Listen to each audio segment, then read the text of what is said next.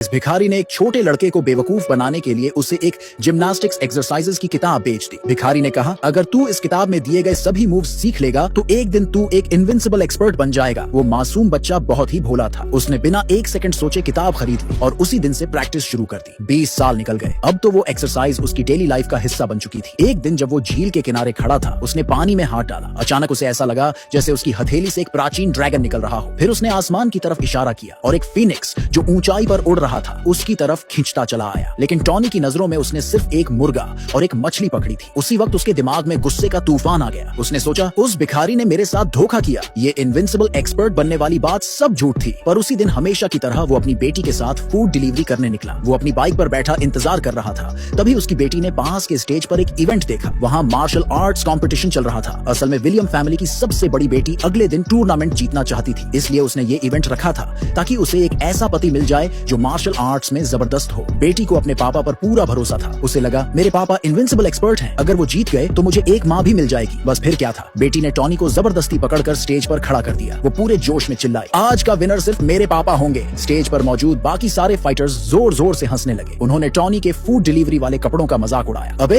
ये तो delivery boy है, जल्दी निकल जाए यहाँ से वरना बुरी तरह बेइज्जती होगी। लेकिन उसकी बेटी बिना डरे तुरंत पलटकर जवाब देती है, तुम सब यहाँ कचरा हो। फिर वो बच्ची तेजी से स्टेज की तरफ भागी और सीधा खूबसूरत लड़की की टांगों से लिपट गई। वो चिल्लाकर बोली, यहाँ जितने भी दुश्मन खड़े हैं कोई भी मेरे पापा का मुकाबला नहीं कर सकता। बच्ची की इतनी ज्यादा तारीफें सुनकर बाकी सारे फाइटर्स भड़क गए। अब इस डिलीवरी बॉय को सबक सिखाना पड़ेगा। लेकिन अगले ही पल कुछ ऐसा हुआ जिसकी किसी ने कल्पना भी नहीं की थी। टॉनी ने जोर से गजब का पाद मारा और स्टेज पर खड़े सारे फाइटर्स वहीं ढेर हो गए। स्टेज पर खड़ी खूबसूरत लड़की ये देखकर दंग रह गई। उसे समझ आ गया कि ये डिलीवरी बॉय कोई मामूली इंसान नहीं है। लेकिन टॉनी बेचारा खुद कुछ भी समझ नहीं पाया। वो हमेशा से शक करने वाला बंदा था। उसने सोचा, ये सब जरूर कोई एक्टर्स का ड्रामा होगा। बस बिना टाइम वेस्ट किए उसने अपनी बेटी को उठाया और वहाँ से भागने का प्लान बनाया। पर खूबसूरत लड़की उसे इतनी आसानी से जाने कैसे देती। उसने कहा, अब जब तुमने यहाँ के सारे फाइटर्स हरा दिए हैं तो तुम्हारे पास कोई और ऑप्शन नहीं बचा। अब तुम्हें मुझसे शादी करनी ही पड़ेगी। और फिर उसी दिन दोनों शादी के रजिस्ट्रेशन ऑफिस चले गए और शादी कर ली। लेकिन ये तो बस शुरुआत थी। खूबसूरत लड़की ने बिना कोई देरी किए टॉनी को सीधा अपने घर ले गई। लेकिन जैसे ही उसके ससुर ने टॉनी को देखा, उसने सीधा समझ लिया कि उसकी बेटी ने जिंदगी की सबसे बड़ी गलती कर दी है। ससुर ने सोचा, ये बंदा मेरी बेटी के लायक ही नहीं, इसीलिए उसने टॉनी की परीक्षा लेने का फैसला किया। उसने कहा, अगर तुम्हें हमारे विलियम खानदान का दामाद बनना है तो तुम्हें फैमिली का पवित्र धूपदान जलाना होगा। सिर्फ तभी देवता तुम्हें हमारे घर का दामाद मानेंगे। फिर ससुर ने खुद डेमो दिया। उसने अपनी आंतरिक ऊर्जा से 3 धूप की लड़कियां जलाई। फिर झुककर देवता के आगे प्रणाम किया। जैसे ही उसने ऐसा किया, लॉन्ग लाइफ गॉड की मंजूरी मिल गई। अब टॉनी की बारी थी। उसने भी बिल्कुल वैसे ही 3 धूप की लकड़ियां जलाई। लेकिन कुछ भी नहीं हुआ। सबने सोचा, अरे